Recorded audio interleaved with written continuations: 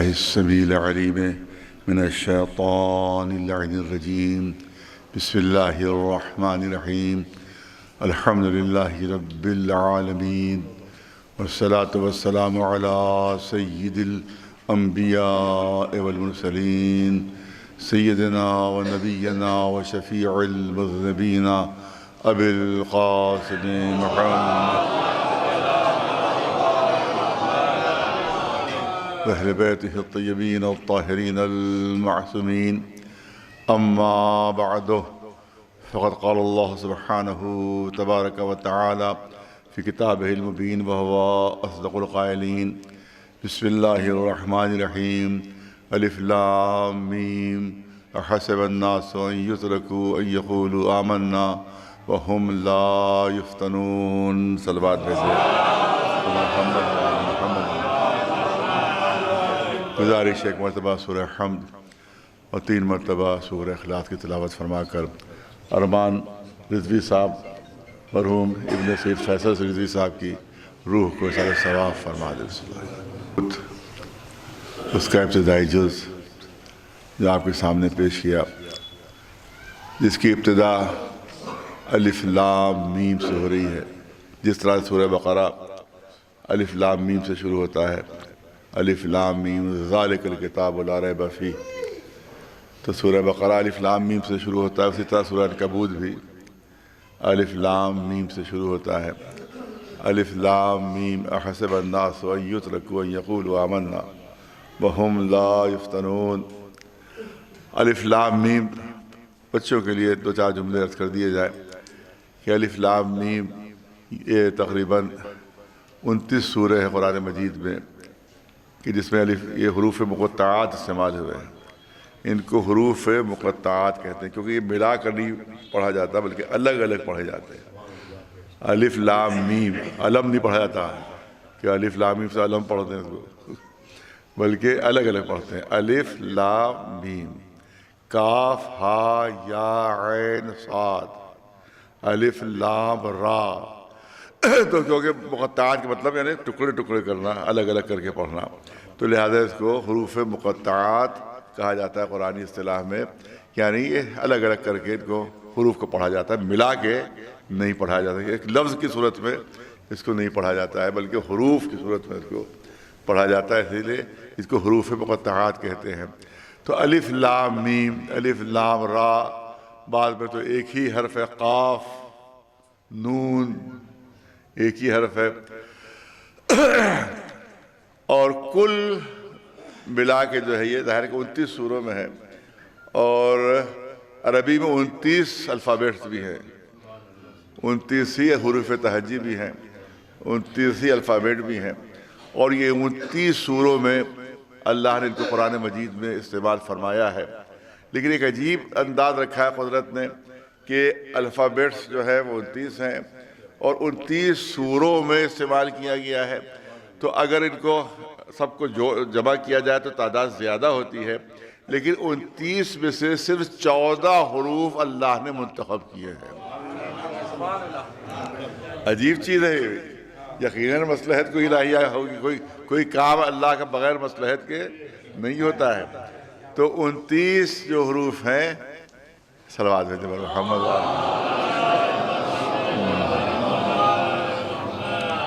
تشریف لے آتے ہے ادھر جگہ ہے ادھر تشریف.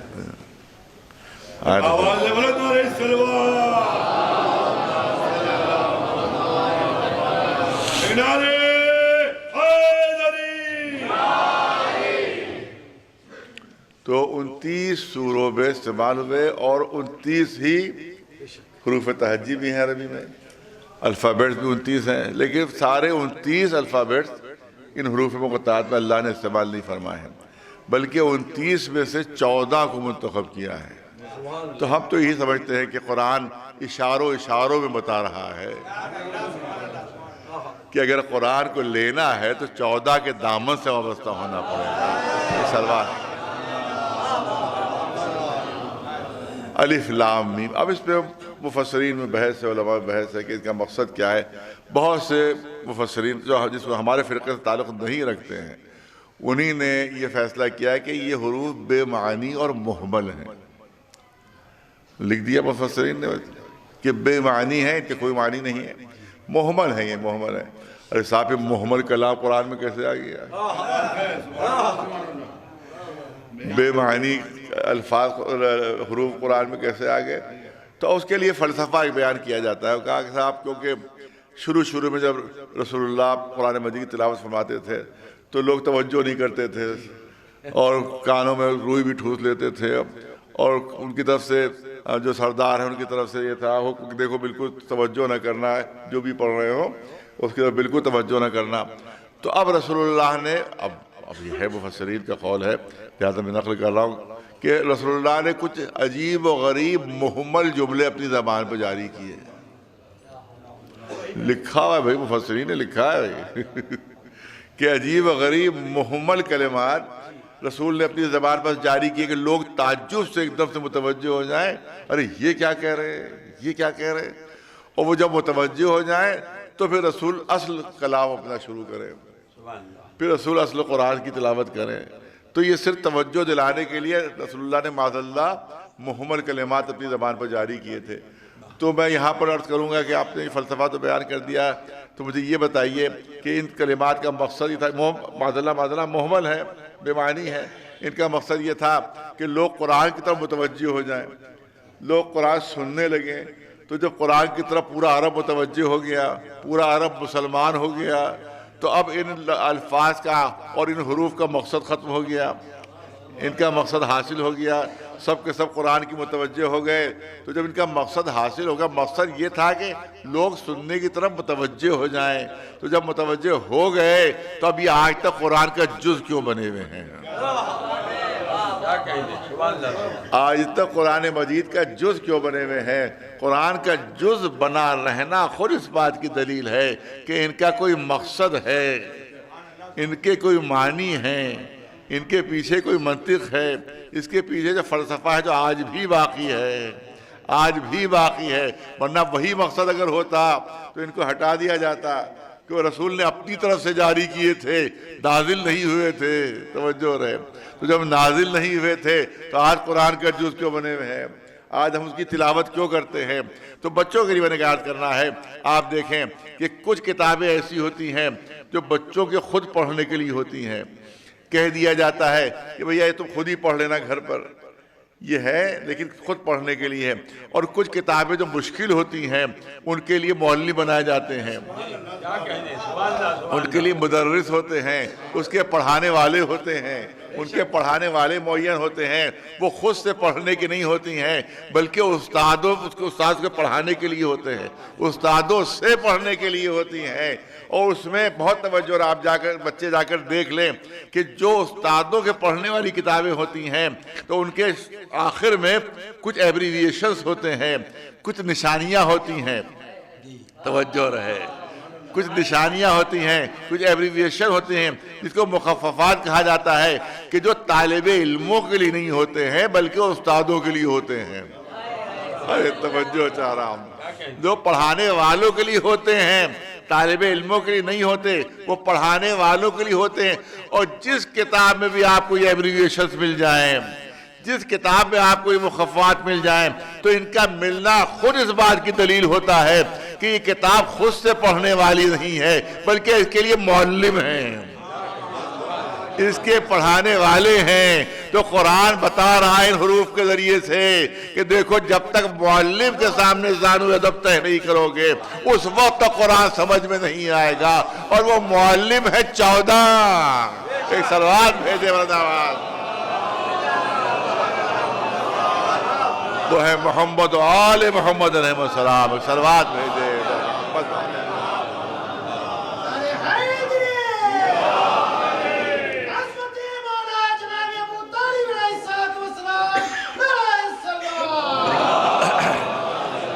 اسی کا ایک معجزہ جو ہے کمپیوٹر کے ذریعے سے جو ہے اس کا معجزہ ظاہر ہوا. اور وہ معجزہ عجیب و غریب معجزہ ظاہر ہوا ہے جو مصر میں تحقیق ہوئی. وہاں پر یہ پتہ چلا کہ یہ جو الف لام میم، الف لام را، کاف ہا یا عین صاد، اس کی عجیب خصوصیت ہے. آپ دیکھیں اسی کمپیوٹر سے اور بھی بہت سی چیزیں جو تھی وہ ثابت ہوئی ہیں کہ جیسے بسم اللہ الرحمن الرحیم میں اسم ہے، اللہ ہے، رحمان ہے، رحیم ہے، یہ پورے قرآن مجید میں اتنی مرتبہ استعمال ہوا ہے کہ ان سب کو اگر جمع کیا جائے تو وہ 19 سے ڈیوائیڈ ہو سکتا ہے، 19 سے ڈیوائیڈ ہو سکتا ہے۔ تو لہٰذا کمپیوٹر کے ذریعے سے پتہ چلا کہ قرآن مجید کا بنیادی عدد 19 ہے۔ یہ کمپیوٹر سے تحقیق ہوئی مصر میں۔ جیسے بسم اللہ اسم ہے، اتنی مرتبہ قرآن میں استعمال ہوا ہے کہ وہ عدد 19 سے کٹ سکتا ہے۔ اللہ اتنی مرتبہ استعمال ہوا پورے قرآن میں کہ 19 سے وہ ڈیوائیڈ ہو سکتا ہے۔ اسی طرح سے رحمان اتنی مرتبہ استعمال ہوا ہے کہ وہ 19 سے ڈیوائیڈ ہو سکتا ہے۔ اسی طرح سے رحیم اتنی مرتبہ پورے قرآن میں استعمال ہوا ہے کہ وہ 19 سے ڈیوائیڈ ہو سکتا ہے۔ اور بہت سی چیزیں وہ سب ظاہر پیش کرنے کا موقع نہیں ہے، لیکن جو خاص چیز کرنا چاہتا ہوں کہ جیسے الف لام میم سورہ بقرہ میں ہے اور سورہ عنکبوت میں نے عرض کیا دو، تو الف لام میم سورہ بقرہ سب سے طویل سورہ ہے، سب سے طویل سورہ ہے، تو پورے سورہ بقرہ میں الف اتنی مرتبہ استعمال ہوا ہے کہ 19 سے ڈیوائیڈ ہو سکتا ہے۔ توجہ ہے۔ لام اتنی مرتبہ استعمال ہوا ہے کہ 19 سے ڈیوائیڈ ہو سکتا ہے۔ میم اتنی مرتبہ استعمال ہوا ہے پورے سورہ بقرہ میں کہ 19 سے ڈیوائیڈ ہو سکتا ہے۔ اور کوئی یہ سمجھے کہ شاید یہ اتفاقیہ طور پر ہو، نہیں، اتفاق اس میں پوری دلیلیں دی ہوئی ہیں کہ جیسے سورہ قاف کی ابتدا ہو رہی ہے صرف حرف قاف سے، حرف قاف سے، تو کہا کہ 19 سے ڈیوائیڈ ہو، جتنے بھی حروف مقطعات ہیں جس سورے میں بھی ہیں اس میں اتنی مرتبہ استعمال ہوئے ہیں کہ 19 سے ڈیوائیڈ ہو سکتے ہیں۔ تو اب یہاں پر سورہ قاف کے سلسلے بیان کیا جاتا ہے کہ پورے قرآن مجید میں جہاں بھی جناب لوط کا تذکرہ ہے وہاں قوم کا لفظ ساتھ میں استعمال ہوا ہے۔ قوم لوط، قوم لوط، قوم لوط، پورے قرآن میں جہاں جناب لوط کا تذکرہ وہاں قوم کا لفظ استعمال ہوا ہے، لیکن صرف سورہ قاف میں لفظ قوم نہیں استعمال ہوا جناب لوط کے ساتھ، بلکہ اخوان و لوط، اخوان و لوط استعمال۔ پورے قرآن میں لفظ قوم صرف سورہ قاف میں اخوان کا لفظ استعمال کیا اللہ نے، قوم کا لفظ استعمال نہیں کیا، کیونکہ اگر یہاں بھی قوم کا لفظ استعمال ہو جاتا تو سورہ قاف میں 57 قاف ہیں، اگر قوم کا لفظ استعمال ہوتا تو 58 ہو جاتے قاف، کہ جو 19 سے ڈیوائیڈ نہیں ہو پاتے، جو 19 سے ڈیوائیڈ نہیں ہو پاتے۔ لہذا یہاں پر پورے قرآن میں لفظ قوم استعمال کیا اللہ نے، صرف سورہ قاف میں اخوان کا لفظ استعمال ہوا تاکہ تعداد قاف کی اتنی رہے کہ جو 19 سے ڈیوائیڈ ہو سکے۔ اسی طرح اسی میں دلیل دی گئی جو آپ کے سامنے پیش کر رہا ہوں کہ یہ بتائیے کہ جہنم میں وہاں جو کنٹرول کرنے والے فرشتے ہوں گے وہ کتنے ہوں گے وہاں پر جہنم میں، جہنمیوں کو کنٹرول کرنے کے لیے، جہنمیوں کو کنٹرول کرنے کے لیے بڑے بڑے بدماش وہاں، بڑے بڑے مافیاز وہاں، بڑے بڑے ڈکٹیٹرز وہاں، جتنے بھی وہ خطرناک قسم کے لوگ ہیں سب وہاں جہنم میں موجود ہوں گے۔ تو اس کے لیے تو ایک بہت بڑی فوج ہونا چاہیے فرشتوں کی جو ان کو کنٹرول کرے، بدماشوں کو کنٹرول کرنا ہے، مافیات کو کنٹرول کرنا ہے، وقف خوروں کو کنٹرول کرنا ہے، جو یہاں دندناتے پھر رہے ہیں ان کو کنٹرول کرنا ہے۔ لہذا بہت بڑی فرشتوں کی فوج ہونا چاہیے۔ ظاہر ہے کہ شریفوں کی تو شرافت خود ان کو کنٹرول کرتی ہے۔ ارے توجہ ہے، ایک سلوات بھیجے بدماشوں کی بدماشی کو کنٹرول کرنا پڑتا ہے، بدماشوں کی بدماشی کو کنٹرول کرنے کی ضرورت ہوتی ہے۔ شریف کی تو شرافت خود اس کو کنٹرول کرتی ہے، وہ کوئی غلط کام نہیں کرتا۔ تو اس کا مطلب یہ ہے کہ جب سارے بدماش، سارے ظالم، سارے غنڈے سب جہنم میں ہوں گے تو اب سوال یہ ہے کہ اس کو کنٹرول کرنے کے لیے فرشتوں کی بہت بڑی فوج چاہیے ہے۔ مگر قرآن مجید اعلان کر رہا ہے کہ وَعَلَيْهَا 19، ہم نے جہنم پر 19 فرشتے معین کیے ہیں۔ ایک سلوات بلند آواز سے فرمائیں۔ ہم نے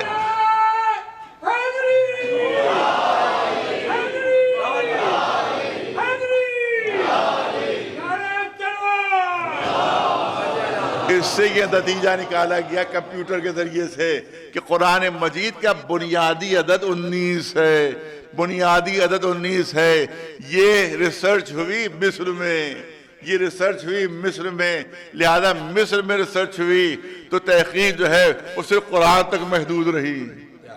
ارے توجہ رہے، صرف قرآن مجید تک محدود رہی، لیکن ہماری نگاہوں میں تو رسول اللہ کی حدیث ہے کہ انی تارک فیکم الثقلین کتاب اللہ و عطرتی اہل بیتی۔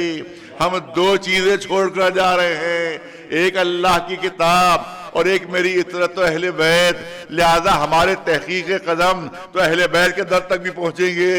ارے توجہ رہے، ہمارے تحقیق قدم تو در اہل بیت تک بھی پہنچیں گے۔ تو مصر میں تحقیق ہوئی کہ قرآن کا بنیادی عدد 19 ہے، لیکن اگر دیکھا جائے تو اہل بیت کا بنیادی عدد بھی 19 ہے۔ ارے توجہ چاہوں گا، اہل بیت کا بنیادی عدد بھی 19 ہے، پنجتن پاک کا بنیادی عدد بھی 19 ہے۔ ارے ابھی جوڑ کر آپ دیکھ لیجئے کہ محمد میں کتنے حروف ہیں، 4 حروف ہیں۔ فاطمہ میں کتنے ہیں، 5 حروف ہیں، 5 4 9 ہوئے۔ علی میں کتنے ہیں، 3 حروف ہیں، 9 3 12 ہوئے۔ حسن میں کتنے ہیں، 3 حروف ہیں، 12 اور 3 15 ہوئے۔ اب 19 پہ کتنے بچے،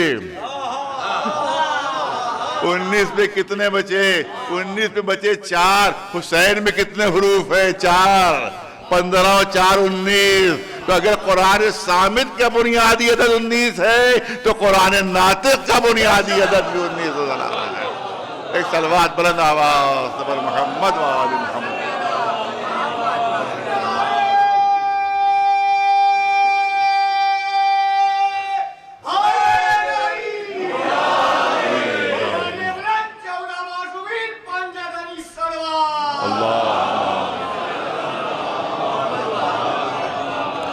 بہت تاخیر ہو گئی مجلس میں اور بہت زیادہ آپ نے اس میں گنجائش نہیں، لیکن میں چاہتا ہوں کہ بے انتہا سنجیدہ موضوع یہاں پر اس کے بعد سے شروع ہو رہا ہے کہ جو ہم تو سمجھتے ہیں کہ اسی قرآن کی ایک آیت پر اگر ہم غور کر لیں تو ہمارے سارے ٹینشنز ختم ہو جائیں گے۔ ایک آیت پر اگر غور کر لیں سارے ٹینشنز ختم ہو جائیں گے۔ سارے ٹینشن ختم کرنے والی یہی قرآن کی ایک آیت سارے ٹینشن ختم کر دے گی۔ اور اعلان کیا ہو رہا ہے، احسب الناس، الف لام میم کے بعد احسب الناس ان یترکوا ان یقولوا آمنا وہم لا یفتنون۔ کیا لوگ یہ سمجھتے ہیں کہ صرف اتنا کہہ دینا ان کے لیے کافی ہے کہ ہم ایمان لے آئے، ہم مومن ہیں، ہم مسلمان ہو گئے ہیں، ہم صاحب ایمان ہیں، کیا اتنا کہنا کافی ہے؟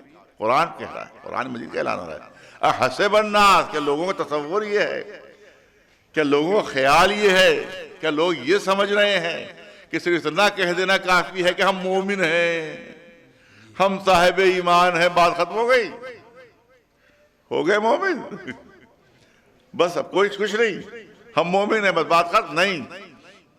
کیا وہ نہیں سمجھتے ہیں کہ ہم ان کا امتحان نہیں لیں گے؟ کیا ہم ان کو پرکھیں گے نہیں؟ کیا ہم ان کو آزمائیں گے نہیں؟ ناس ہے، ناس کا لفظ ہے، اس کا مطلب یہ ہے، پوری توجہ چاہوں گا، اس کا مطلب یہ ہے کہ جو بھی لباس بشریت میں زمین پر آیا ہے وہ امتحان دینے آیا ہے۔ بہت توجہ چاہوں گا، میں نے کہا اس سے سارے ٹینشن انسان کے دور ہو سکتے ہیں اگر صرف ایک ہی آیت کے اوپر غور کر لو، یقین کر لو، ایمان رکھ لے، پختہ ایمان، تو سارے ٹینشن دور ہو سکتے ہیں۔ تو اس کا مطلب قدرت اعلان فرما رہی ہے کہ جو آیا ہے اس کا امتحان ہوگا، جو آیا ہے اس کا امتحان ہوگا۔ نبی ہے تو اس کا امتحان، رسول ہے تو اس کا امتحان، پیغمبر ہے تو اس کا امتحان، عالم ہے تو اس کا امتحان، جاہل ہے تو اس کا امتحان، مومن ہے تو اس کا امتحان، کافر ہے تو اس کا امتحان، دولت مند ہے تو اس کا امتحان، غریب ہے تو اس کا امتحان، جوان ہے تو اس کا امتحان، بوڑھا ہے تو اس کا امتحان، کسی کو چھوڑا نہیں جائے گا۔ ہم ہر ایک کا امتحان لیں گے، ہم ہر ایک کا امتحان لیں گے۔ اور یہاں پر لفظ فتنہ استعمال کیا قرآن مجید میں۔ فتنہ کا لفظ اردو میں فتنے کی کچھ اور معنی ہے، عربی میں فتنے کی کچھ اور معنی ہے۔ فتنہ یفتنو فتنتن، فتنے کے عربی میں معنی یہ ہے کہ سونے کو اس طرح سے پگھلانا۔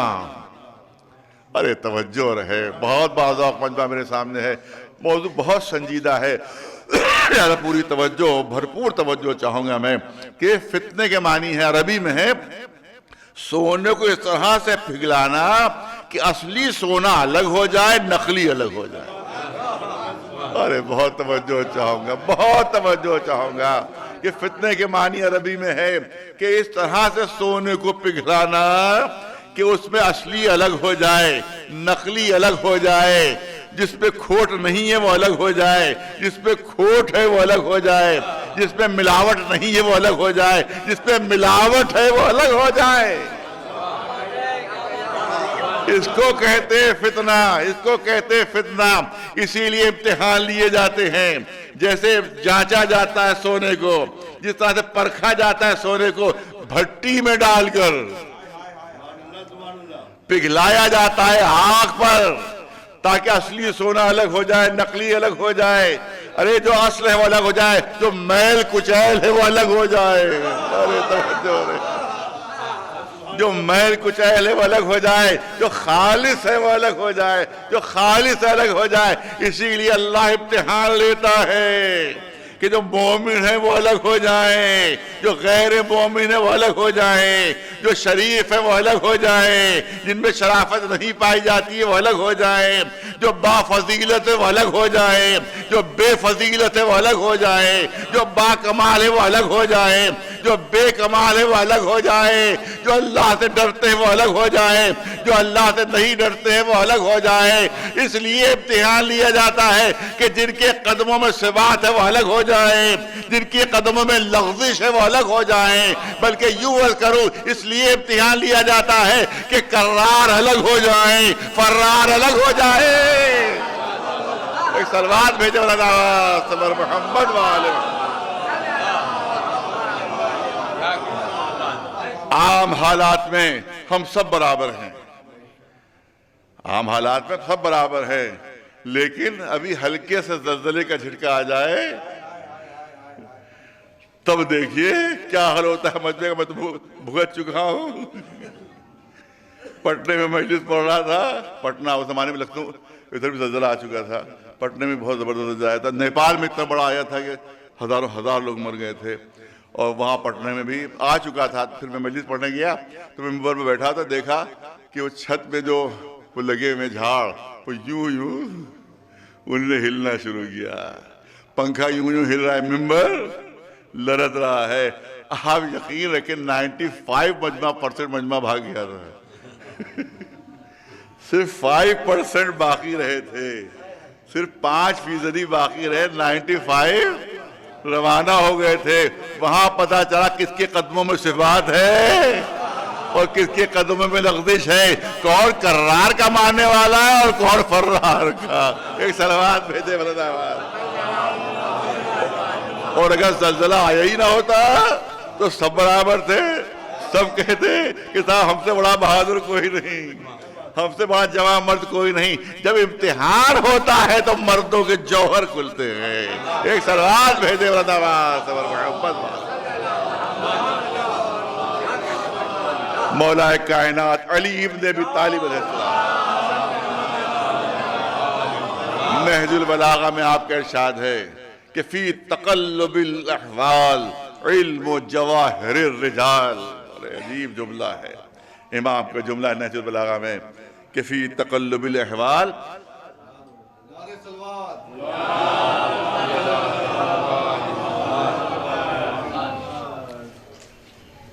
تقلب امام کا ارشاد آج بھی نہج البلاغہ، فی تقلب الاحوال علم و جواہر الرجال۔ ارے زمانے کی الٹ پلٹ سے مردوں کے جوہر کھلتے ہیں، زمانے کی الٹ پلٹ سے مردوں کے جوہر کھلتے ہیں۔ عام حالات میں تو سب بہادر ہیں، عام حالات میں سب مرد میدان ہیں، لیکن جب دشمن حملہ کرتا ہے تب پتہ چلتا ہے کہ کون میدان میں ٹکنے والا ہے اور کون میدان سے فرار کرنے والا ہے۔ تو اگر جنگ ہی نہ ہو تو سب بہادر ہے۔ ایک سلوات بھیجے بتا۔ یہ امتحان کو جب ہو لیا جاتا تب پتہ چلتا ہے کس میں کون سی صلاحیت ہے، کس میں کون سا کمال پایا جاتا ہے۔ اسی لیے آپ دیکھیں کہ اللہ کبھی دولت دے کر امتحان لیتا ہے اور کبھی کو دولت لے کر امتحان لیتا ہے۔ توجہ رہے، میں نے کہا مختصر لیکن بہت انشاءاللہ جامع اور مختصر بیان آپ کے سامنے رہے گا کیونکہ ظہر کا اذان ہو چکی ہے۔ بس آپ دیکھیں کہ آپ جب تک کہ پرکھ نہ ہو، جب تک کہ امتحان نہ ہو، انسان کے جوہر کھل کر سامنے نہیں آتے ہیں۔ دولت مند، بہت توجہ رہے، دولت مند خوش نہ ہو کہ اللہ نے ہمیں دولت دی ہے۔ ارے توجہ رہے، دولت مند خوش نہ ہو اللہ بڑا مہربان ہے ہم پر، ارے اللہ نے چھپر پھاڑ کر دولت دے دی ہے، بڑا مہربان نہیں ہے، امتحان لے رہا ہے، امتحان لے رہا ہے کہ دولت کا صحیح استعمال کرتے ہو یا نہیں، مستحقین تک پہنچاتے ہو کہ نہیں، یا خود ہی سب ٹھوس جاتے ہو، غریبوں کی مدد کرتے ہو یا نہیں، دولت صحیح طریقے سے حاصل کی ہے یا وقف کو بیچ کر حاصل کی ہے، یا بے ایمانیوں سے حاصل کی ہے یا غلط حرکتوں سے حاصل کی ہے۔ تو دولت بھی امتحان، میں تو سمجھتا ہوں کہ غریبوں کو اللہ کا شکر ادا کرنا چاہیے کہ دولت مندوں کا امتحان سخت ہوتا ہے، غریبوں کا امتحان ہلکا ہوتا ہے۔ ایک صلوات بھیجے مولانا نواز، کیونکہ دولت جب ہو تو پیر پھسلنے کا زیادہ خطرہ رہتا ہے، گناہ میں مبتلا ہونے کا زیادہ خطرہ رہتا ہے۔ غربت میں تو بیچارہ اللہ نہ کرے گا تو پھر کیا کرے گا۔ ایک صلوات بھیجے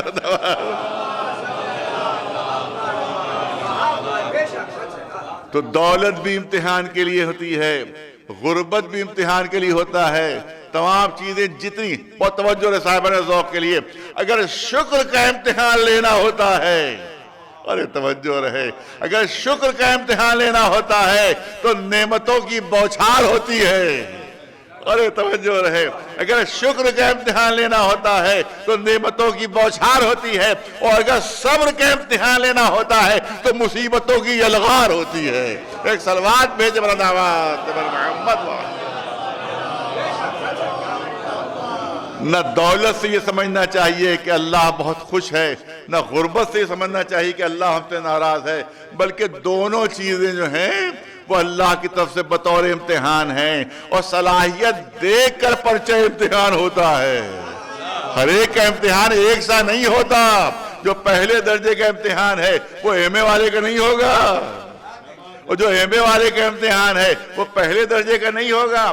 پہلے درجے کا ہلکا امتحان، ارے توجہ رہے، پہلے درجے کا ہلکا امتحان، اور جتنا درجہ بڑھتا جاتا ہے اتنا امتحان سخت ہوتا جاتا ہے، اتنا امتحان سخت ہو جاتا ہے۔ اسی لیے علماء کا کہنا یہ ہے کہ جتنا زیادہ درجہ بڑا ہوتا ہے اتنا ہی امتحان سخت ہوا کرتا ہے۔ ایک صلوات بھیجے مولانا نواز۔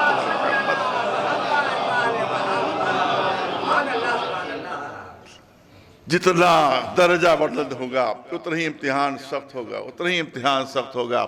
آپ دیکھیں تمام جتنے بھی انبیاء ہیں سب کا امتحان ہوا، اور امتحان اگر نہ ہوتا تو ان کا درجہ کھل کر سامنے نہ آتا، ان کا کمال کھل کر سامنے نہ آتا۔ جناب آدم کے بیٹے حابیل و قابیل، قابیل تلوار لیے سامنے کھڑا ہوا ہے، حابیل کہہ رہے ہیں کہ میں تم پر ہاتھ نہیں اٹھاؤں گا کیونکہ زبان سے تمہیں بھائی کہہ چکا ہوں۔ اگر یہ تلوار نہ اٹھتی تو حابیل کا کردار کیسے کھل کر سامنے آتا، ان کا ثبات قدم اور صبر کیسے کھل کر سامنے آتا۔ پھر جناب آدم نے جس طرح سے صبر کیا اپنے بیٹے کی شہادت پر، وہ آدم کا صبر کھل کر کیسے سامنے آتا۔ جناب نوح اتنے پتھر مارے جاتے تھے، اتنے پتھر مارے جاتے تھے کہ پتھروں کے انبار میں چھپ جاتے تھے، پتھروں کے انبار میں چھپ جاتے تھے، اور اس کے بعد ملائکہ آتے تھے، فرشتے آتے تھے اور ان کو پتھروں کے انبار سے نکالتے تھے۔ اتنے پتھر کہ چھپ گئے جناب نوح۔ ملائکہ آتے تھے، فرشتے آتے تھے، ان کو پتھروں کے انبار سے نکالتے تھے۔ زخمی نوح، ارے توجہ رہے یہاں کے اوپر، زخمی نوح، ملائکہ نکال رہے ہیں ان کو۔ اس کے بعد روایت شیعہ سنی دونوں میں روایت ہے، شیعہ علماء نے بھی تحریر فرمائی، سنی علماء نے بھی تحریر فرمائی کہ پھر ملائکہ اپنے پروں کو جناب نوح کے زخموں سے مس کرتے تھے، جس پر مس کرتے تھے اس کا اثر یہ ہوتا تھا کہ نوح کے سارے زخم اچھے ہو جاتے تھے، نوح کے سارے زخم اچھے ہو جاتے تھے۔ ایک بات ہم سے کہی جاتی ہے اور ایک بات کہے کہ کافر کی سند دی جاتی ہے کہ صاحب یہ اپنے اماموں کو انبیاء سے بلند سمجھتے ہیں، اپنے اماموں کو انبیاء سے بلند سمجھتے ہیں۔ تو یہ روایت صرف ہمارے یہاں نہیں ہے، بلکہ یہ روایت جو ہے علماء اہل سنت نے بھی تحریر فرمائی ہے کہ جب بالکل زخمی حالت میں جناب نوح ہوتے تھے، بس دو جملے سن لیجیے، اس پر ایک تبصرہ حضرت کرنا چاہتا ہوں کہ اپنے پروں کو ملتے تھے جسم نوح پر تو سارے زخم اچھے ہو جاتے تھے، سارے زخم اچھے ہو جاتے تھے۔ ذرا لفظوں کو بدل کر کہوں تو بات واضح ہو جائے گی، یعنی ملک کے پروں سے نبی کو شفا ملتی تھی۔ ارے توجہ ہے،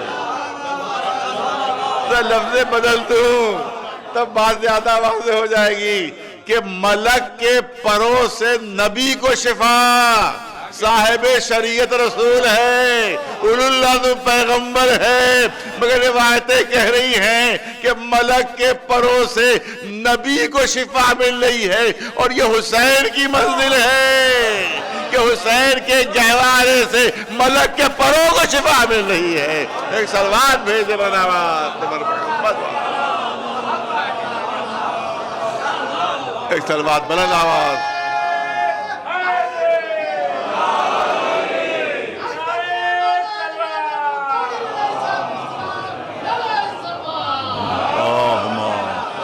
صلی اللہ محمد محمد۔ بڑا سخت موضوع ہے، میں چاہتا ہوں کہ جلد اس کو مکمل کروں۔ آپ دیکھیں اصول کافی میں حضور سرور کائنات محمد مصطفیٰ صلی اللہ علیہ وسلم، عجیب حدیث ہے۔ میں نے کہا کہ اس پر اگر غور ہو جائے تو ہمارے سارے ٹینشن ختم ہو سکتے ہیں، ساری پریشانیاں ختم ہو جاتی ہیں۔ ارشاد ہے، اصول کافی کی حدیث ہے کہ ان اللہ اذا احب عبدا، ان اللہ اذا احب عبدا غطہ بالبلاء غطہ۔ جب اللہ کسی سے بہت محبت کرنے لگتا ہے، ارے میں توجہ چاہوں گا، جب اللہ کسی سے بہت محبت کرنے لگتا ہے تو جب اللہ کسی سے محبت کرے تو بھلا اس پر کوئی آنچ آ سکتی ہے؟ آپ نے دیکھا ہوگا ٹرکوں کے پیچھے لکھا رہتا ہوگا کہ جس کو اللہ رکھے اسے کون چکھے، یہ ٹرکوں کے پیچھے جملہ لکھا رہتا ہے۔ لیکن مجھے بتائیے جو اللہ کا محبوب ہو، اب آگے جملہ یہ ہونا چاہیے ساری دنیا کی حکومت اللہ اسے دے دے گا، ساری دنیا کے خزانے اسے اللہ دے دے گا، ساری دنیا کے عیش و آرام اس کو اللہ دے دے گا، جو اللہ کا محبوب ہو۔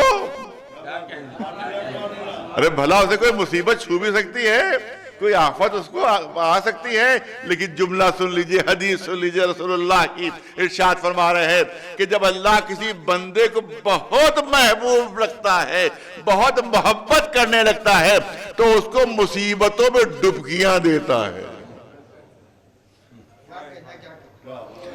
اسے غطہ بالبلاء غطہ، اصول کافی کی حدیث، اس کو بلاؤں اور مصیبتوں میں غوطے دیتا ہے۔ یہ کون سی محبت،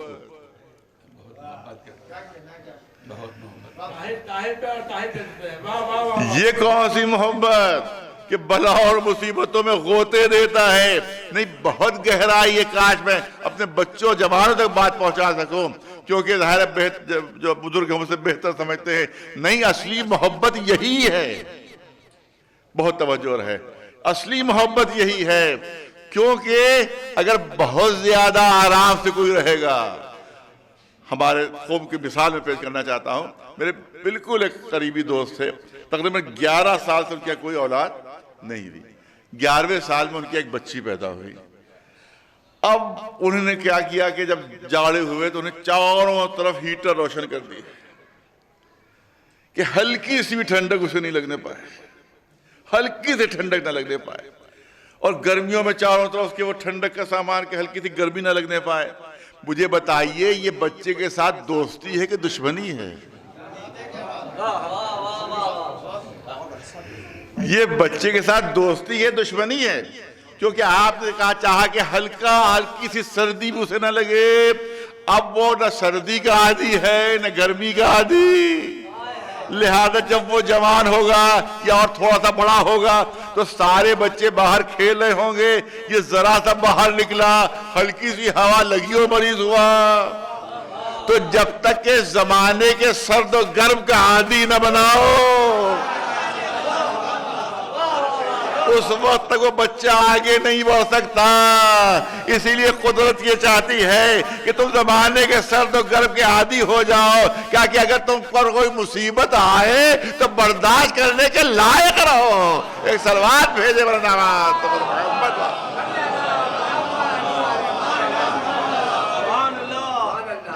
آپ دیکھیں, نہیں بہت بعض اوقات میرے سامنے, میں نے کانپور میں پڑھنے میں لطف آتا ہے کہ ماشاءاللہ پڑھے لکھے حضرات و بعض اوقات حضرات ہوتے ہیں. جملہ ذکر کرنا چاہتا ہوں, بہت توجہ کا طالب ہوں. اگر نرم زمین کے اوپر کوئی پودا نکلتا ہے, نرم زمین ہے, ریتیلی زمین ہے, اس کے اوپر کوئی پودا نکلے گا تو تناوت ضرر بھی اگر ہو جائے گا تو ہلکی سی آندھی میں گر جائے گا. ارے توجہ چاہوں گا. اگر نرم زمین کے اوپر جڑے ہیں, اگر نرم زمین پر جڑے ہیں تو چاہے وہ بڑا درخت کیوں نہ ہو جائے لیکن ایک آندھی کے جھونکے میں گر جائے گا.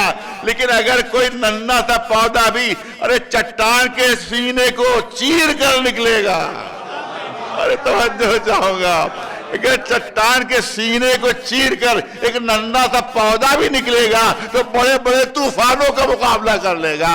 ایک صلوات بھیج دے برنامات پر محمد. ایک صلوات بلند آواز پر محمد والے.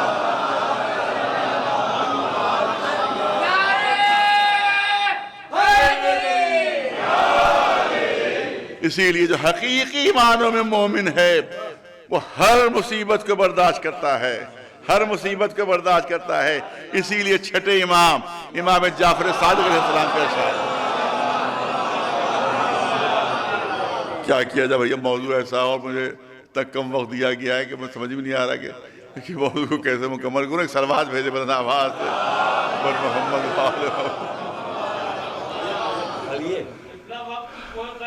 نہیں بھیا قائد ہے, ہم لوگ سب قائد ہیں بھائی.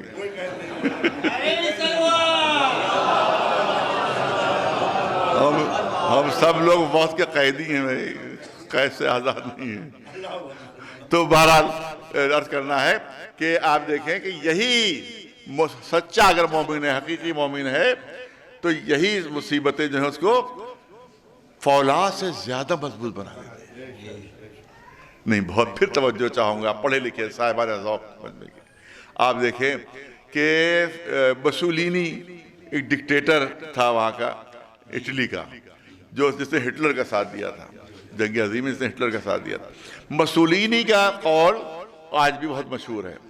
اس کا قول یہ ہے کہ اگر تم اپنا حق حاصل کرنا چاہتے ہو تو فولاد اٹھا لو. یہ اس کا قول ہے. فولاد اٹھا لو سے مطلب یہ ہے کہ اسلحہ اٹھا لو. فولاد جو ہے وہ اسلحے کا سمبل ہے, اسلحے کی علامت اس نے استعمال کی ہے کہ اگر تمہیں اپنا رائٹ لینا ہو, اپنا ادھیکار لینا ہو, اپنا حق لینا ہو تو فولاد اٹھا لو. اب یہ چاہے کہ وہ ڈکٹیٹر ہے اسی لحاظ سے اس کا جملہ بھی ہے کہ فولاد اٹھا لو یعنی اسلحہ اٹھا لو. اچھا اب علامہ اقبال فلسفی بھی ہیں اور شاعر بھی ہیں, انہوں نے بہترین جملہ کہا, اس سے کہیں بہتر جملہ کہا انہوں نے, بہتری تو نہیں کہہ سکتا, اس سے کہیں بہتر جملہ کہا انہوں نے. انہوں نے فرمایا کہ اگر تمہیں اپنا حق حاصل کرنا ہو, اپنا حق حاصل کرنا ہو تو فولاد اٹھانے کی ضرورت نہیں ہے, اپنے کردار کو فولاد بنا لو.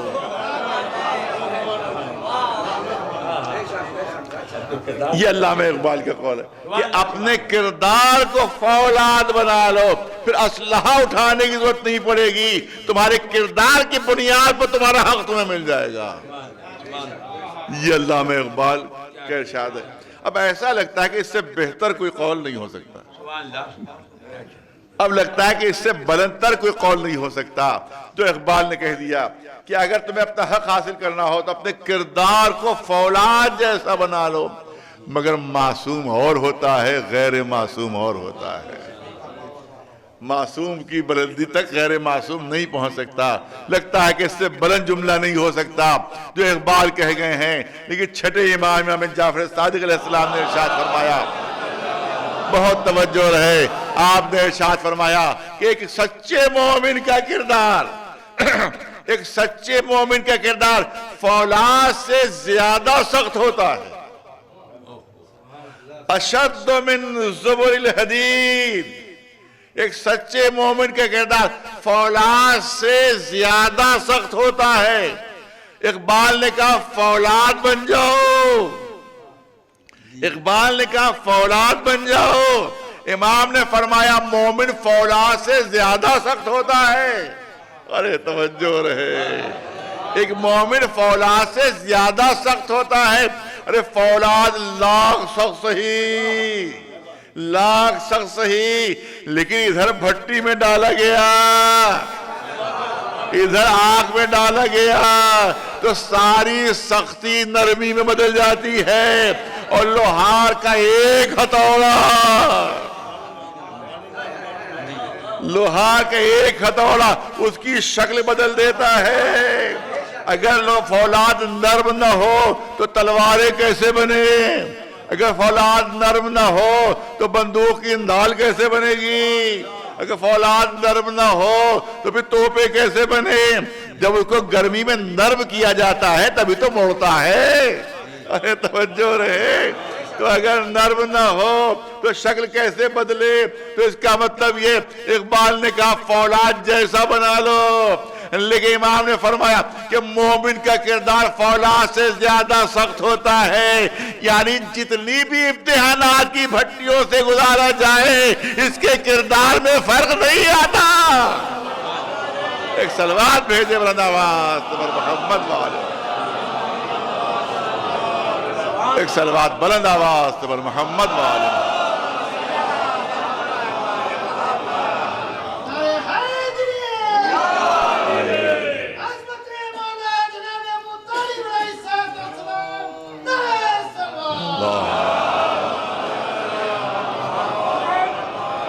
تو اس کا مطلب یہ ہے کہ امتحانات ہوتے ہیں، مصیبتیں آتی ہیں امتحان کے لیے، اور امتحان میں جیسا صفات قدم ہوتا ہے ویسے ہی اللہ کیا درجہ ہوتا ہے، ویسے ہی اللہ کیا بلندی ہوتی ہے۔ ظاہر ہے بڑا سخت امتحان ہے، اور وہ ہے اولاد کے ذریعے سے، مگر یہاں وہ بھی حدیث موجود ہے، حدیث موجود ہے۔ میں جو غمگین حضرات ہیں ان سے کہنا چاہتا ہوں، جن کو غم ہے یہ کہنا چاہتا ہوں، حدیث موجود ہے۔ حدیث یہ ہے کہ اگر ماں باپ کو یہ علم ہو جائے کہ ان کے جوان بیٹے کی موت سے اللہ نے کتنا بڑا مرتبہ ان کے لیے رکھ دیا ہے، کتنا بڑا مرتبہ ان کے لیے رکھ دیا ہے میدان حشر میں اور میدان قیامت میں، تو حدیث کی لفظیں یہ ہیں کہ اگر ان کو معلوم ہو جائے، یہ لفظیں اگر معلوم ہو جائے ماں باپ کو کہ اللہ نے کتنا بڑا مرتبہ اس امتحان پر رکھا ہے، تو ماں باپ اپنے اولادوں کی مرنے کی دعائیں مانگیں، کیونکہ دنیا تو ختم ہو جائے گی، اولاد بھی ختم ہو جائے گی، خود بھی ختم ہو جائیں گے، لیکن اس کے بدلے میں جو مرتبہ ملے گا وہ اتنا عظیم ہوگا، اتنا عظیم ہوگا کہ جب وہاں پہنچے گا تو وہ ماں باپ کہیں گے کہ ہم سے اللہ نے یہ امتحان کیوں نہیں لیا، کیوں نہیں لیا؟ میری 2 اولادیں فوت ہو چکی ہیں، ایک میری بیٹی بھی فوت ہوئی ہے، میرا ایک بیٹا بھی فوت ہوا، لیکن اس کا جو اجر ہے، جو ثواب ہے، اس کا کوئی اندازہ کوئی نہیں لگا سکتا کہ اللہ نے اس کے لیے کتنا اجر رکھ دیا ہے، کتنا ثواب رکھ دیا ہے۔ اور میں نے عرض کیا جتنا مرتبہ بلند ہوتا ہے اتنا ہی امتحان سخت ہوتا ہے، امتحان سخت۔ اب یہاں پر میں اپنی بات کو مکمل کرنا چاہتا ہوں کہ کہ یہاں پر ایک پہلو پیدا ہوتا ہے، میں اسی کا جواب دے کر اپنی بات کو مکمل کر دوں۔ سوال یہ ہوتا ہے کہ ہم جیسے لوگوں کا امتحان لیا جاتا ہے تاکہ مرتبہ بلند ہو، اور جتنی ہم امتحان میں ثبات قدم کا ثبوت دیں گے، صبر کا ثبوت دیں گے، اتنا ہی ہمارا مرتبہ بلند ہوتا چلا جائے گا، بلند ہوتا چلا جائے گا۔ اب سوال یہاں پر یہ ہوتا ہے کہ جن کے مرتبے پہلے سے بلند ہیں ان کا امتحان کیوں ہوتا ہے؟ دیکھیں سوال ہے کہ اپنی جگہ پر نہیں ہے بھئی، ہمیں تو اس لیے امتحان ہم سے لیا جاتا ہے ہمارے مرتبے کو بڑھائے، ہمارے مرتبے کو بلند کرے، ہمیں بڑا درجہ عنایت کرے، اس لیے ہمارا امتحان ہوتا ہے۔ لیکن جو پہلے سے بلند درجات پر فائز ہیں، جو پہلے سے بلندیوں پر فائز ہیں، ان کا امتحان کیوں ہوتا ہے؟ تو علماء نے بتایا کہ ہمارا، بہت توجہ ہے، بہت لطیف جملہ ہے جو پیش کرنا چاہتا ہوں، کہ ہمارا امتحان ہوتا ہے درجہ بڑھانے کے لیے، ان کا امتحان ہوتا ہے ان کا درجہ بتانے کے لیے،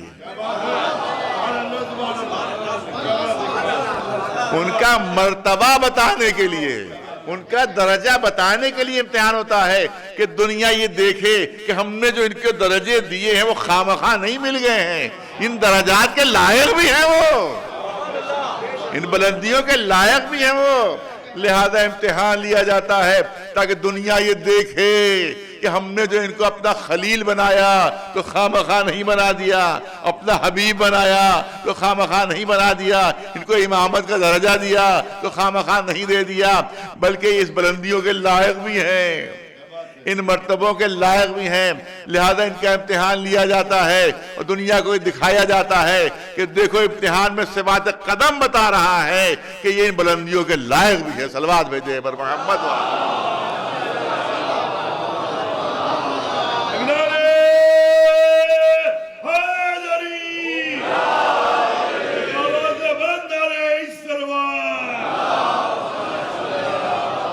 دو تین جملے اور بات مکمل، دو تین جملے اور بات مکمل۔ صاحبان ذوق تشریف فرما ہے دنیا کو یہ دکھانے کے لیے کہ یہ ایسے آفتاب و مہتاب ہیں کہ جب ان میں گہن لگتا ہے تو ان کا حسن بڑھ جاتا ہے، یہ ایسے جواہرات ہیں کہ ان کو جتنا تراشا جاتا ہے، جتنا تراشا جاتا ہے اتنا ہی ان کی دمک میں اضافہ ہوتا ہے، اتنی ہی ان کی چمک میں اضافہ ہوتا ہے۔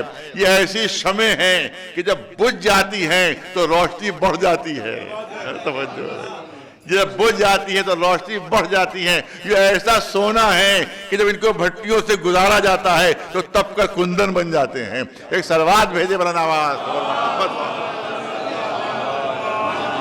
اب سنیے، بس بات مکمل ہوئی، اب امتحان کی منزل پہنچتی ہے جناب ابراہیم تک۔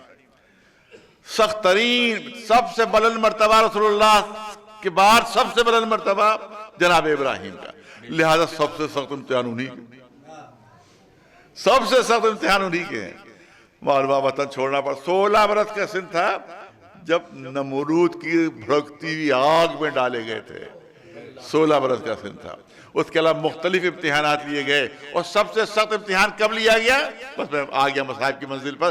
سب سے سخت امتحان کب لیا گیا؟ جب جناب ابراہیم کا سن ہے 100 برس کا اور بچے کا سن ہے 10 برس کا۔ اس وقت سخت ترین امتحان کہ اپنے ہاتھ سے اپنے بچے کو ذبح کرو، اپنے ہاتھ سے اپنے بچے کے گلے پر چھری۔ دنیا کانپ گئی، آسمان کانپ گیا، زمین و آسمان تھرا گئے، ملائکہ جو ہے وہ کانپ گئے، مگر ابراہیم کے ہاتھوں میں لغزش نہیں تھی۔ اور جو صبر کا مظاہرہ ابراہیم کر رہے تھے وہی صبر کا مظاہرہ اسماعیل بھی کر رہے تھے۔ اب یہاں پھر جملہ نقل کرنا چاہتا ہوں، دنیا کو یہ دکھانے کے لیے کہ تمہارا بڑھاپا اور ہوتا ہے، انبیاء کا بڑھاپا اور ہوتا ہے، تمہارا بچپنا اور ہوتا ہے، معصوموں کا بچپنا اور ہوتا ہے۔ یہ بظاہر بوڑھے ہوتے ہیں مگر ان کے ارادے بوڑھے نہیں ہوتے۔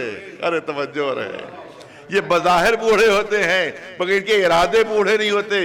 یہ معصوم بظاہر بچہ ہوتا ہے مگر ارادوں میں بچپنا نہیں ہوتا۔ یا دوسرے لفظ میں یوں کہوں کہ قدرت یوں بتانا چاہتی ہے کہ نبی بوڑھا ہو جاتا ہے، نبوت بوڑھی نہیں ہوتی۔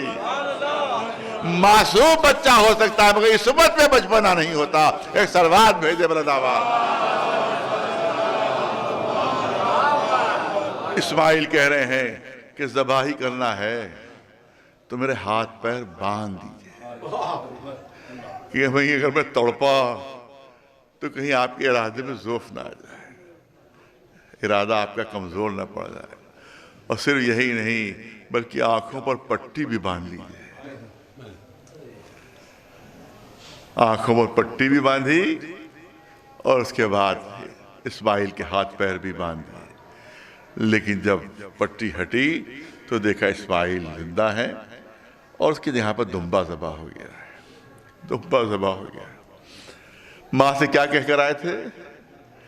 ایک دوست کے یہاں مہمان بنا کے لیے جا رہا ہوں, دوست کیا جا رہا ہوں دعوت میں. اب ظاہر ہے کہ بچہ بچ گیا. تو اب وہ جب پہنچے لے کے جناب اسماعیل کو واپس, تو ماں نے دیکھا جناب ہاجرہ نے کہ گلے پر ہلکا سا نشان ہے, گلے پر ہلکا سا نشان ہے. ماں کا دل گھبرا کر کہا, اے ابراہیم یہ بتائیے کہ جب یہ بچہ گیا تھا آپ کے ساتھ تو گلے پر کوئی نشان نہیں تھا, اب جب واپس آیا تو گلے پر نشان, کوئی گلے پر چھری تو رکھی نہیں تھی, اس سے نشان پڑ گیا تھا. یہ نشان کیسا ہے؟ تو اب جناب ابراہیم نے سوچا کہ بچہ تو بچ گیا ہے, اب پورا واقعہ پہلے نہیں بیان کیا تھا, اب پورا واقعہ ہم بیان کر دیں تاکہ بچہ بچ گیا, لہذا ماں کو صبر آ جائے گا. لیکن روایت اور تاریخ انبیاء میں ہے کہ جس وقت پورا واقعہ بیان کیا اور کہا کہ میں نے گلے پر چھری رکھ دی تھی لیکن اللہ نے مصلحت دمبا بھیج دیا, دمبا ذبح ہو گیا, تمہارا بچہ بچ گیا. ایک چیخ ماری ہاجرہ نے کہ اگر دمبا نہ آیا ہوتا تو میرا بچہ ذبح ہو جاتا, اگر دمبا نہ آیا ہوتا تو میرا بچہ ذبح ہوتا. اسی غم میں ختم ہو گئی ماں, ختم ہو گئی. اور ایک گلے پر نشان نہیں دیکھا گیا. نہ کربلا کی اس ماں سے پوچھا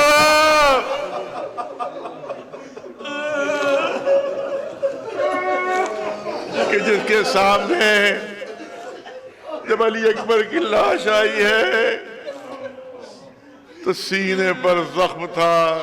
کس چیز کا زخم تھا؟ صدا کا, نیزے کا زخم تھا. اور جب علی اصغر گود میں آئے ماں کی تو گلا چھدا ہوا نہیں تھا, علی اصغر ذبح ہو چکے تھے. ہاں, ایک نوجوان کے سارے ثواب کی مجلس ہے. کربلا درد بھی ہے اور درد کی دوا بھی ہے, زخم بھی ہے اور زخموں کا مرہم بھی ہے. اگر امام جو چوتھے امام نے فرمایا کہ جب بھی کوئی تم پر مصیبت پڑے تو میرے بابا کی مصیبتوں کو یاد کیا کرو, میرے بابا کی مصیبتوں کو یاد کیا کرو. کوئی یہ سمجھے کہ شاید معاذ اللہ مقصد یہ ہے کہ اپنا غم نہ مناؤ ہمارا غم مناؤ, اپنا ذکر نہ کرو ہمارا ذکر کرو, یہ مطلب ہے نہیں. یہ ہرگز مقصد نہیں امام کا. امام کا مقصد اس سے کہ جب بھی کوئی سخت سے سخت مصیبت پڑے تو بابا کی مصیبتوں کو یاد کرو. یہ اس لیے فرمایا ہے کہ کتنی ہی سخت مصیبت کیوں نہ ہو, لیکن جب تم کربلا کے مصائب کو دیکھو گے تو اپنی ہر مصیبت ہلکی لگے گی. کہ جب ہم پر یہ مصیبت پڑی تو نواسہ رسول پر کون کون سی مصیبتیں پڑی, آقا حسین پر کون کون سی مصیبتیں پڑی. ہاں, جوان کا غم بہت سخت ہے لیکن ذرا حسین کے دل سے پوچھو, جب شبیہ رسول علی اکبر سامنے کھڑے ہوئے, بابا مرنے کی اجازت دیجئے, بابا مرنے کی اجازت دیجئے. اے علی اکبر, تم تو میرے نانا کی شبیہ ہو, تم تو شبیہ رسول ہو.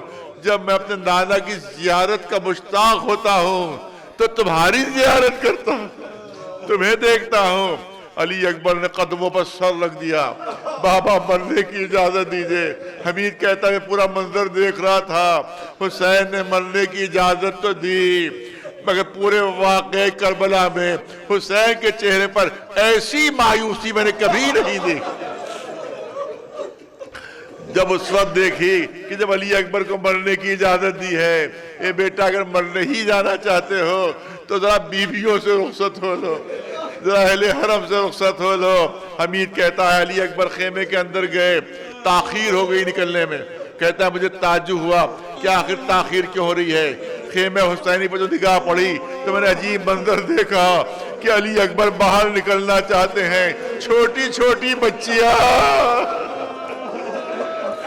دامن سے لپٹ جاتی ہیں، علی اکبر کو واپس لے جاتی ہیں۔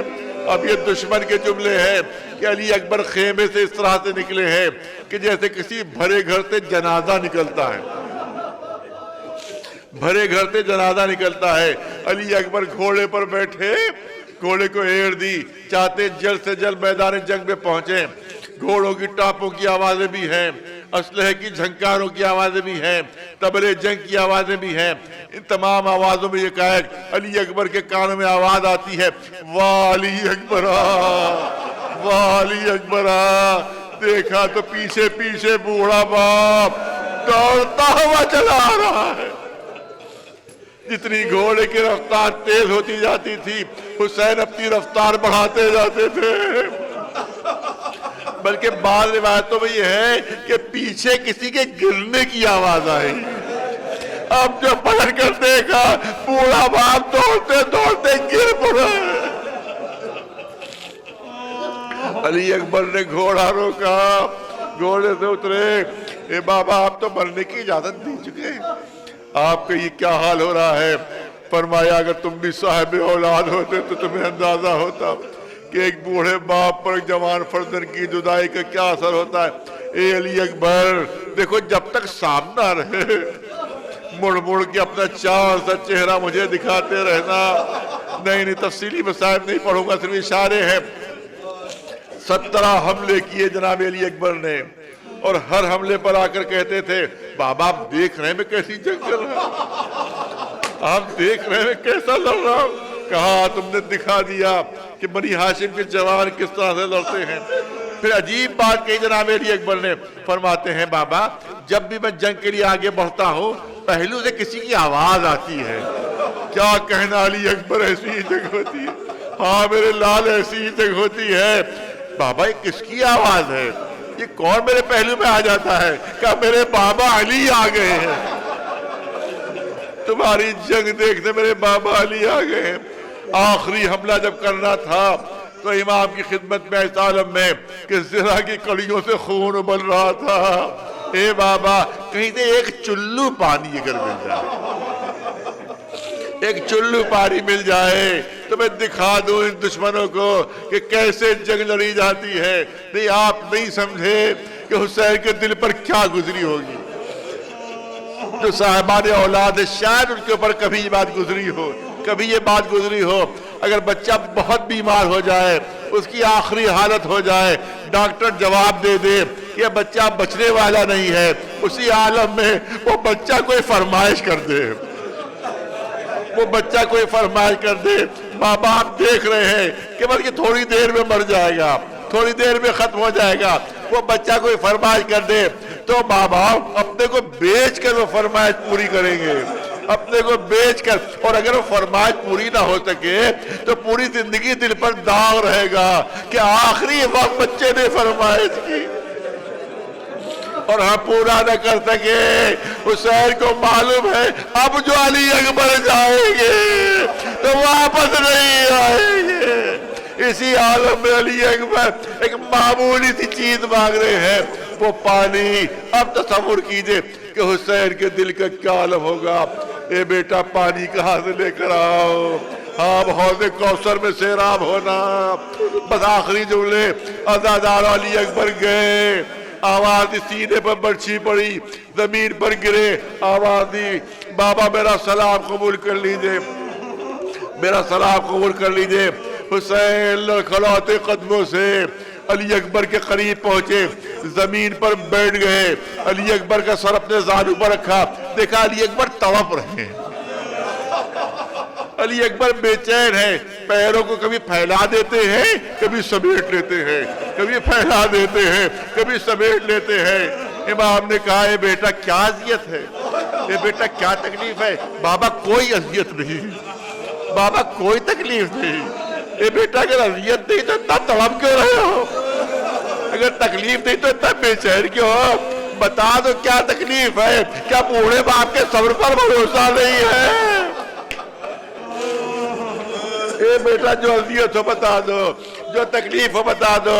کہ بابا آپ کا اسرار ہے تو سنیے، جب قاتل نے سینے پر برچھی ماری تو سینے کو توڑ کر اندر اتر گئی، اور جب واپس کھینچی تو برچھی کی نہیں ٹوٹ کر سینے کے اندر رہ گئی۔ اے بابا بڑی اذیت ہے، اے بابا بڑی تکلیف ہے، اگر یہ برچھی کی ٹوٹی ہوئی نہیں آپ نکال سکتے ہو تو نکال دیجیے۔ بس مجلس ختم ہوئی ہے دادارو۔ روایت کہتی حسین نے آستینیں پلٹی، یا علی کہہ کر ٹوٹی برچھی کے نیچے ہاتھ رکھا۔ یہ منظر ایسا تھا کہ تاریخ انسانیت میں آج تک کسی نے دیکھا نہیں تھا کہ بوڑھا باپ جوان بیٹے کے سینے سے ٹوٹی برچھی کی ہڈی نکال رہا ہے۔ روایت کہتی ہے کہ سارے جنات آ گئے، کیونکہ جناتوں نے منظر کبھی نہیں دیکھا تھا۔ سارے ملائکہ آ گئے، کیونکہ کسی ملک نے منظر نہیں دیکھا تھا۔ سارے انبیاء آ گئے، کسی نبی نے ایسا منظر نہیں دیکھا تھا۔ سارے رسول آ گئے، کسی رسول نے یہ منظر نہیں دیکھا تھا۔ روایت کہتی ہے کہ بابا علی آ گئے، نادا رسول اللہ آ گئے۔ ایک آواز آئی، سب کے سب اپنی اپنی نگاہیں جھکا لو، اماں کی سواری کربلا کی زمین پر پہنچنے والی ہے۔ ماں فاطمہ زہرا آ گئی۔ حسین نے برچھی نکالنی چاہی، پہلو سے علی کی آواز آئی، اے بیٹا گھبرانا نہیں، میں تمہارے پہلو میں موجود ہوں، ذرا میرا خون کا اثر دکھا دینا۔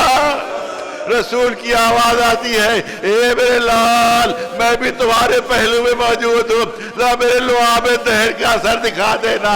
رسول کی آواز آئی، اے میرے رختے جگر میں بھی تمہارے پہلو میں موجود ہوں۔ ماں کی آواز آتی ہے، اے میرے نور نظر تمہاری ماں بھی پہلو میں موجود، ارے ذرا میرے دور کی تاثیر دکھا دینا۔